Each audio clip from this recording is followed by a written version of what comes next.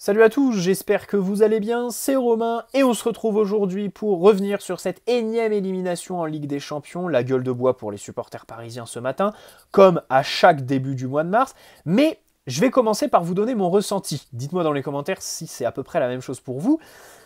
Disons que c'est pas que je m'en fous, mais j'ai pris un recul beaucoup plus important, beaucoup plus rapidement que sur les autres éliminations des autres années.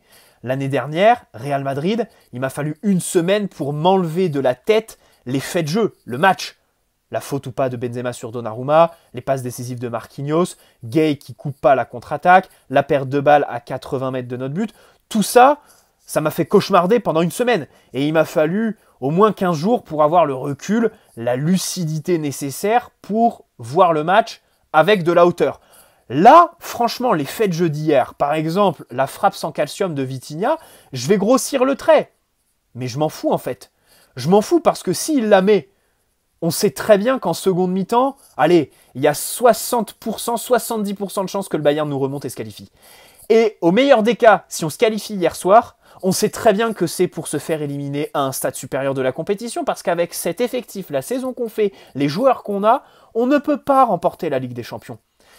Et cette double confrontation a tellement respecté la logique du football, l'élimination était tellement prévisible, attendue, qu'en fait, le match, on passe à autre chose rapidement, on prend le recul nécessaire dès le lendemain. Et c'est ça qui est très triste. C'est ça que je ressens aujourd'hui. J'ai l'impression d'être vraiment très très haut, au-dessus du match, des événements, alors que toute équipe normalement constituée, qui n'a pas de culture de la loose comme nous, devrait s'attarder sur le match. Alors que là, ça parle du projet, ça parle de virer l'entraîneur. On va revenir sur le mercato de Luis Campos, parce que la réalité, c'est que notre saison, elle se termine début septembre, quand Mbappé dit très justement avant le match aller contre la Juve. Les autres équipes, elles ont fait un mercato pour remporter la Ligue des Champions, elles se sont renforcées à des postes clés avec des joueurs clés. Nous, on a fait un mercato qui fait qu'on doit se battre avec nos armes. Voilà en gros ce qu'il dit en septembre. C'est une déclaration qu'il a répétée hier quand il s'est exprimé dans les couloirs de l'Allianz Arena, où il a dit nous, notre maximum, c'était ça. Le Bayern, ils sont taillés pour la remporter. C'est la réalité. Et on y reviendra plus tard dans cette vidéo. Premièrement, je me suis posé et je me suis dit, bien évidemment, la remontada contre le Barça, celle contre United, celle contre le Real l'année dernière, ça relève du paranormal. En termes d'émotion, on fera jamais pire. En termes de storytelling. Mais sur ces doubles confrontations, le Real, tu les domines 160 des 180 minutes. Le Barça, ton match aller, le 4-0, c'est probablement le meilleur match du PSG sous QSI. Manchester United, tu réussis un gros match à Old Trafford. Là, en termes de rapport de force, en fait, sur la double confrontation, je pense qu'on est sur la pire sous l'ère QSI, à égalité avec celle en 2015 où on rencontre le Barça de la MSN. Voilà, c'est la seconde fois sous QSI après 2015 où je me dis en fait, du début à la fin, on n'y a pas cru. Du début à la fin, on s'est fait outrageusement dominer, tout simplement. Que sur les remontadas, ok, il y a la dimension émotionnelle, mais on a des temps forts. On a un certain rapport de force qui s'exerce. Là, le rapport de force, il a été existant que sur les 20 dernières minutes du match aller.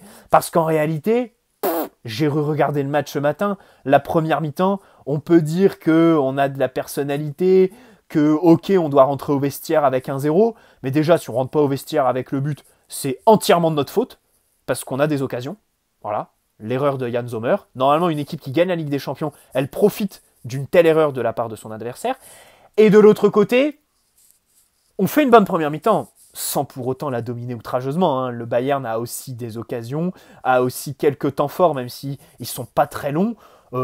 C'était pas non plus une ultra domination qu'on a imprimée. Hein. Donc voilà. Je pense que pour moi, le seul moment où on a vraiment existé, où il y a eu un véritable rapport de force, c'est les 20 dernières minutes au parc. Là, le Bayern a eu peur. Là, le Bayern a déchanté. Hier, en première mi-temps, ok, il y a l'erreur de Jan Sommer. Mais j'ai jamais vu un Bayern en panique totale. C'était plutôt de la sérénité et une solidité défensive qui, on le rappelle, a été le fil rouge de leur match de la première à la 90e minute. Hein. On a beau faire une première mi-temps, ou pas Mécano, De Ligt et Stanisic, ils font des matchs de porc. Le seul qui était un petit peu énervé, qui transpirait un petit peu, c'était Nagelsmann sur son banc. Parce qu'il s'énervait beaucoup. Bref. Bon, impuissance totale. On a cru en Mbappé, jamais en l'équipe, tout simplement. Et c'est pour ça qu'en termes de rapport de force, c'est la pire double confrontation de l'ère QSI. Voilà. La différence avec celle contre le Barça 2015, c'est que là, je pense pas qu'on soit tombé sur le futur vainqueur. Et je vais nuancer ce que je viens de dire. Le Bayern, là aujourd'hui, ok, cette Ligue des Champions est très ouverte. Très difficile de dire qui va la gagner. Moi, je mets peut-être une petite pièce sur Chelsea. Il y a la place pour que le Bayern la gagne. Mais je ne les vois pas la gagner. En parlant d'eux, purement d'eux, je pense qu'il y a quand même des défauts. Ils sont apparus assez scolaires en première mi-temps contre nous au Parc. Maintenant, il faut les respecter aussi. Ils nous ont mis 3-0 sur la double confrontation. Ils ont été une bien meilleure équipe de foot que nous. Et c'est ce qui me fait dire qu'en fait, l'élimination en soi, c'est pas ça le désastre en fait. C'est pas un désastre. C'est la logique du foot, de la nature qui a été respectée. Ils ont leurs occasions, ils les plantent, ils font des erreurs, on n'en profite pas, on a des occasions, on les met pas. Eh ben, à un moment donné, c'est la Ligue des Champions, ça peut pas durer indéfiniment. Déjà, t'as un match retour pour essayer de te reprendre du match aller. Si en première mi-temps, t'es incapable de mener 1-0 avec les occasions qu'on a, 0. Tu peux pas prétendre à gagner la Ligue des Champions. Mais de toute façon, tout ça, là, on le voyait déjà en phase de poule. Premier match contre la Juve. Allegri, il donne une leçon de pragmatisme à Galtier en seconde mi-temps. On est incapable de plier le score. Il y a Mbappé qui fait pas la passe à Neymar. Une équipe qui réussit à se prendre un but de la Juventus, leur redonner confiance sur la seconde mi-temps. Mais à partir de ce moment-là, tu sais très bien que c'est pas possible en fait. Une équipe vainqueur de la Ligue des Champions, elle maîtrise tous ces petits détails. Le Benfica, c'est difficile de dire ça parce qu'aujourd'hui, ils sont en pleine bourre, ils sont en quart de finale, eux. Mais enfin, sur notre double confrontation, au moins au Parc, on doit les gagner. Le nul là-bas, allez, c'est équilibré. Mais au Parc, on doit gagner.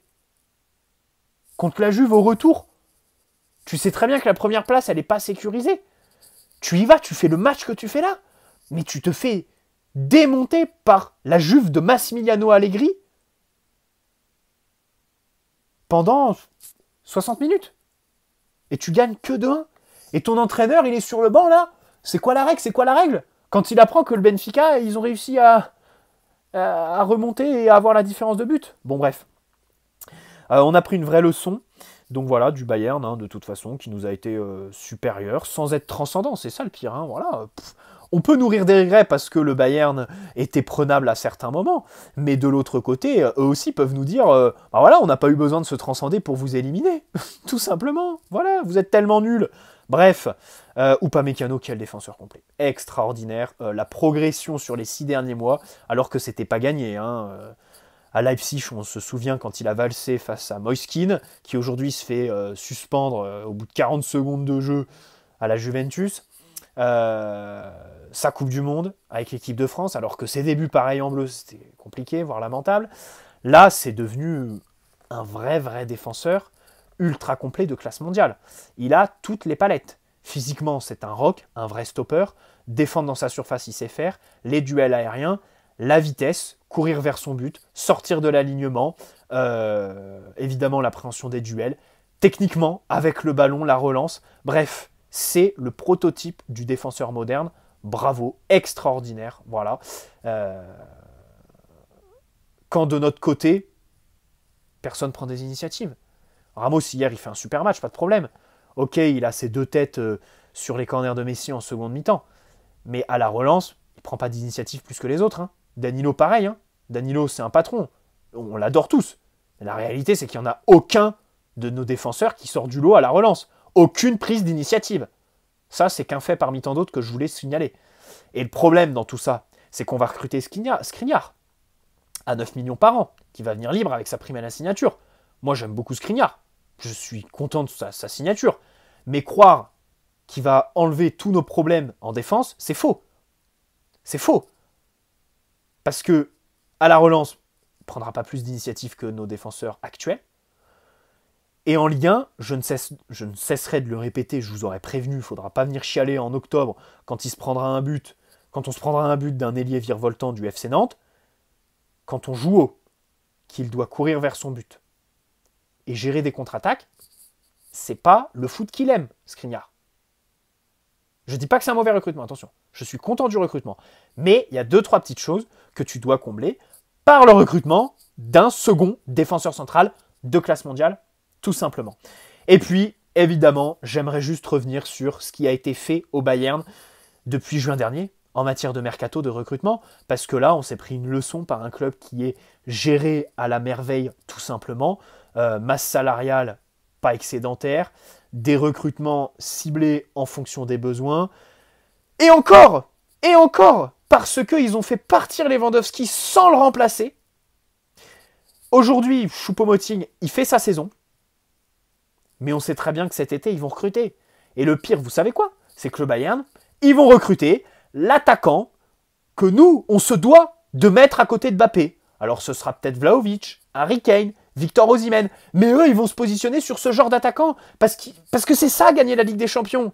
Gagner la Ligue des Champions, c'est pas oh, il faut des mecs d'Île-de-France, il faut de l'identité. Non, il faut de la classe mondiale avant tout. Il faut des joueurs qui ont du talent, en fait. Des mecs qui répondent dans les grands matchs. Voilà. Avec, évidemment, une ambition sur les profils. Hein. Parce qu'on pourrait citer Raphaël Leao. Le problème, c'est qu'avec Mbappé, ça sert à rien. Comme le Real qui veut Mbappé, alors qu'ils ont déjà Vinicius dans sa zone du terrain. Ça sert à rien. Voilà. Je vous donne envie, là. Le Bayern, ils vont sauter sur Harry Kane, à qui il restera qu'1 an de contrat à Tottenham. Terminé. Il est peut-être un petit peu vieux, mais ça reste un attaquant extraordinaire. Le pivot gagne par excellence, en fait. Vlahovic, pareil. Il y aura peut-être une affaire à faire si la Juve ne se qualifie pas en Coupe d'Europe. Osimhen, ce sera pas forcément une affaire parce que ce sera 120 millions, 150 minimum. Mais ça reste un excellent buteur, en fait, qui va finir probablement en Première Ligue, tout simplement. Voilà. Dans une équipe qui remportera la Ligue des Champions, dans un avenir proche. Pas comme nous. Donc depuis l'été dernier, tiens, au Bayern, 150 millions d'euros dépensés. Bizarre. Sur qui? De Ligt, 67 millions. Alors oui, à la Juve, il était pas très bien, mais après une période d'adaptation, là, il est quand même assez bon avec le Bayern. Sadio Mané, 30 millions. Cancelo, le prêt. Matistel, visiblement, c'était lui le vrai crack qu'il fallait la prendre en Ligue 1. Gravenberch, Mazraoui. Quand Campos fait Soler, Vitinha, Ekitike, Ruiz, Renato, avec le même budget.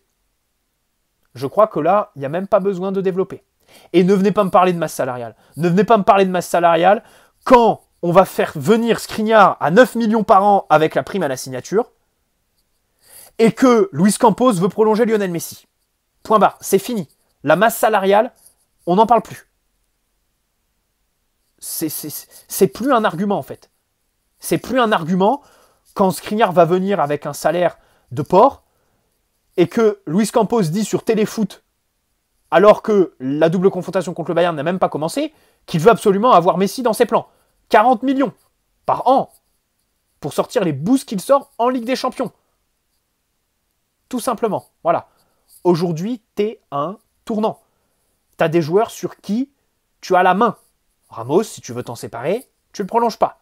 Messi, pareil. Mais non. On va vouloir faire partir Neymar indéfiniment jusqu'au 31 août. Alors que, impossible de le faire partir. C'est pas possible. Il faut se le mettre dans la tête, en fait. Dire il faut faire partir Neymar, il faut le dégager, c'est de la langue de bois. Et le pire, c'est ceux qui parlent de rupture de contrat. 150 patates, la rupture de contrat. Non mais on est où, là? On est où? Il faut être objectif.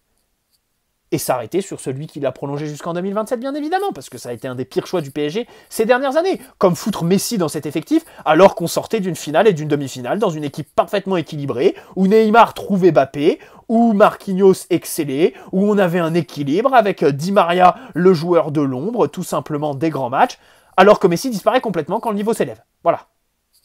Bon, revenons sur le match d'hier. Le premier but, j'ai incriminé Bichabut dans mon débrief. Pourquoi? Parce que beaucoup de gens ne veulent pas en fait l'incriminer. Alors que la réalité, c'est que les retours vers l'axe, il en a déjà fait un contre Monaco il y a 1 mois. Là, il le refait. À un moment donné, il faut dire les choses. C'est une erreur. Mais, en ayant revu, bien évidemment, le premier fautif, c'est pas lui. C'est Verratti. Verratti qui s'entête, Verratti qui peut faire la passe à Donnarumma, qui peut faire un 1-2 à Bichabou, alors que, on le sait très bien, il l'avait dit, je préfère prendre un but plutôt que faire une passe vers l'arrière. Et ben voilà, hier, on sait de quel côté c'est allé. Terminé, point barre. J'aimerais aussi revenir sur Fabian Ruiz au début de l'action, qui fait 2 passes vers l'arrière. Alors la première, il y a une grosse pression. Il est dans une cage, 4 joueurs, comme d'ailleurs Verratti. Du coup, il passe vers l'arrière. Mais la seconde, Bichabou lui fait un mouvement, il lui demande sur son pied gauche, parce qu'il est gaucher. Il lui fait la passe sur son pied droit, ce qui lui pousse à contrôler pied droit, et pour se rassurer, revenir dans l'axe, tout simplement. Donc Fabian Ruiz, j'aimerais juste mettre en avant cette passe de merde, face à un jeune quand même, hein, quand tu as 27 ans, 28 ans, je ne sais même pas quel âge il a, et je ne veux même pas le savoir, ça me déprimerait, vu le gros contrat qu'il a dû signer jusqu'en 2027 comme tous les autres. La passe sur le pied droit, pas bon. Normalement, tu dois connaître tes coéquipiers. Voilà. Bon, Verratti, pas de problème. Sa saison est catastrophique. Sa saison est catastrophique, Marco, parce qu'il y a déjà le pénalty idiot contre Benfica au Parc. Quand on fait 1-1, la seule occasion du Benfica, c'est ce pénalty qu'il leur offre. Alors que si on gagne le match, première place, aujourd'hui, on aurait joué Bruges, je pense qu'on se serait qualifié, on se serait fait éliminer piteusement en quart ou en demi-finale, n'ayez aucun doute là-dessus, mais au moins, on aurait fini premier, on aurait eu quelques certitudes que là, de A à Z, mais tout a été loupé. Les gens, il y a plein de gens qui disent, la Ligue des Champions, pour la gagner, il faut vaincre n'importe quelle équipe, donc le tirage, on s'en fout, il ne faut pas réfléchir, il faut préparer le match. J'ai du mal avec ça. Parce que de l'autre côté, ces mêmes personnes vont venir te dire, la Ligue des Champions, ça se gagne sur des petits détails. Eh ben les voilà, les petits détails. La leçon de Allegri en seconde mi-temps, match aller de la Juventus. Le penalty qui vient de nulle part, donné au Benfica par Marco Verratti au match retour au Parc des Princes. Le fait que l'arbitre ne nous donne pas de temps additionnel contre le Maccabi Haïfa, alors qu'une semaine après, le Benfica marque à la 92e et obtient sa première place. Le match honteux qu'on fait contre la Juventus, ça, voilà, c'est plein de petits faits de jeu, tout simplement, qui pour moi sont plus importants que toutes ces phrases bateaux qui cachent en fait la phase de poule qu'on a fait. Alors que, je le rappelle, Benfica, allez, c'est une bonne équipe, pas de problème. Mais encore une fois, sur la double confrontation, on doit avoir 4 points. Le match aller, le nul ok, le retour, non, jamais on le perd. Jamais, au grand jamais. La Juve, gagner 4-2 sur les 2 matchs, c'est nul. C'est nul. Le Maccabi Haïfa, tu fais ton 7-2 bizarre, ok, super. Le match aller, tu te fais valdinguer pendant toute une mi-temps là-bas. N'en parlons pas. Donc tout ça, c'était des signes en fait qui font qu'aujourd'hui, la défaite, on y était préparé, tout simplement. Et qu'avant de penser à gagner tout le monde pour remporter un titre, il faut se concentrer un petit peu sur les petits détails. Voilà. Comme par exemple prendre un entraîneur qui connaît la Ligue des Champions et qui te dit pas c'est quoi la règle quand il apprend que le Benfica est repassé devant toi alors qu'il reste quelques secondes dans ton match contre la Juve. Que tu as préparé on ne sait comment parce que tu t'es fait valdinguer dans tous les sens par la pire Juve de toute l'histoire. Bon, voilà. Tout ça pour dire que trop de faits montraient qu'on ne pouvait pas aller au bout. Pour finir sur Verratti, ok, il est très mauvais. Mais enfin, j'en vois nous dire le départ, Riolo avait raison. Je pense qu'il va falloir se détendre, prendre un petit peu de recul. Déjà, je ressors l'argument qui me paraît bateau, mais qui est très véridique pour moi. Mettez-lui une vraie sentinelle, mettez-lui un milieu de classe mondiale un petit peu plus haut, et tout de suite, je pense que la discussion changerait. À un moment donné, tout faire pour 3, eh ben, tu le payes. Quand ton âge avance, la réalité, c'est que les erreurs, elles commencent à arriver. Voilà. Ça, c'est un peu bateau, mais je tenais à le signaler parce que je fais partie des gens qui pensent ça, et je ne m'en cache pas. Même si, bien sûr, il est très mauvais. Verratti fait la pire saison de sa carrière, j'ai aucun problème à le dire là-dessus. Et surtout, avant de vouloir le départ, les gars, recrutez de la classe mondiale. Voilà, la réalité. Jurisprudence Thiago Silva, Di Maria, tous ces mecs qu'on a fait partir avant de les avoir remplacés. Et au final, qu'on n'a jamais remplacés. Avant de dire départ Verratti, recrutons de la classe mondiale. Recrutons des mecs qui vont le mettre en concurrence. qui vont nous donner des certitudes avant de le faire partir, parce que malgré son erreur hier, notre milieu est ultra dépendant de lui, comme d'habitude, tout simplement. Et c'est la faute du club avant tout simplement. Voilà, c'est la vérité. Moi, j'ai envie de prendre quand même la défense de Verratti, qui prend une sacrée tornade depuis hier. Ça commence à parler de départ et tout ça. Mais comme d'habitude, c'est comme Neymar, c'est comme Messi. Avant de crier au départ, il faut penser à comment le club va les remplacer. Et on sait comment ça fonctionne. On y reviendra demain, parce que là, j'ai fait 20 minutes de vidéo, je vais m'arrêter. On va revenir sur Mbappé demain. Et on va revenir sur l'entraîneur, qui n'est pas le premier problème de ce club. Hein? On le sait tous qui c'est, le premier problème. C'est celui qui nous sert de président, alors que c'est une de ses 20 fonctions. On ne sait pas ce qu'il fout de sa carrière, Nasser. Bref, bonne soirée à tous. N'hésitez pas à poser un like si cette vidéo vous a plu, vous abonner si ce n'est pas déjà fait. Et puis, on se retrouve demain pour continuer à décortiquer cette défaite, cette élimination qu'on attendait, comme je l'ai dit, qui est honteuse. Et puis, terminée. On n'en peut plus. Voilà, parce que comme d'habitude, on attend septembre pour retrouver le football émotion de la Ligue des Champions. Ciao les amis.